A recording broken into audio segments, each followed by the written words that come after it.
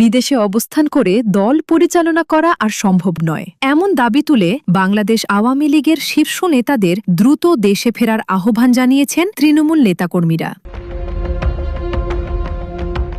11 April প্রকাশিত এক প্রতিবেদনে দলের মাঠ পর্যায়ের বর্তমান সংকটময় চিত্র উঠে এসেছে। তৃণমূল নেতাদের মতে নির্বাচনের পর রাজনৈতিক কর্মকাণ্ড স্বাভাবিক হবে এমন আশা থাকলেও বাস্তবে তা হয়নি। বিভিন্ন স্থানে ঝটিকা মিছিল বা দলীয় কার্যক্রম চালাতে গিয়ে হামলার মুখে পড়তে হচ্ছে। দলের যুগ্ম সাধারণ সম্পাদক বাহাউদ্দিন নাসিম জানান, প্রতিকূল পরিস্থিতির কারণে অনেক নেতা আত্মগোপনে বা বিদেশে অবস্থান করছেন।